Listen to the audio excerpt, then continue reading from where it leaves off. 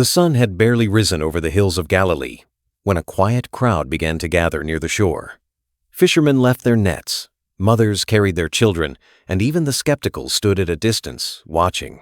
At the center of it all stood Jesus Christ, not dressed like a king, nor guarded like a ruler, but calm, present, and strangely powerful in his stillness.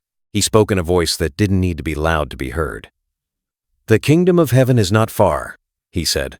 Looking not at the sky, but at the people, a man with worn hands stepped forward, asking how such a kingdom could belong to someone like him. Jesus smiled and told a story about seeds, how even the smallest one, when planted with faith, could grow into something vast enough to shelter many. The crowd leaned in, realizing he wasn't just speaking about seeds.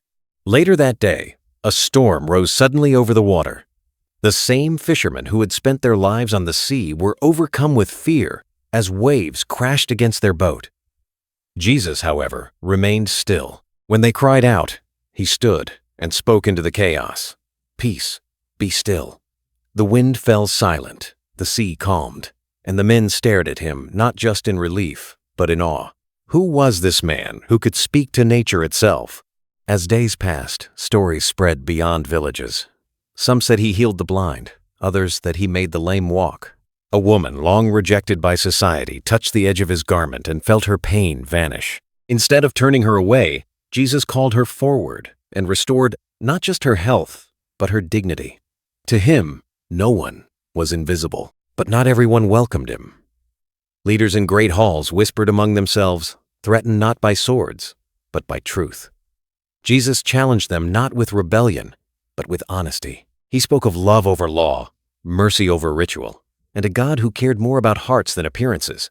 His words shook foundations that had stood for generations. One evening, sitting with his closest followers, he broke bread and spoke of sacrifice.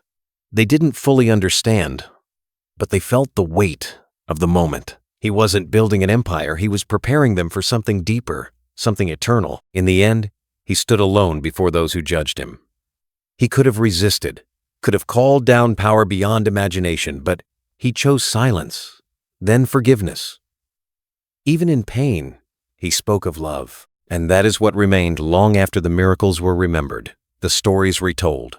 But above all, it was his message that endured, that even in a world full of fear, hatred, and division, love could still rise. Quietly, powerfully, and forever.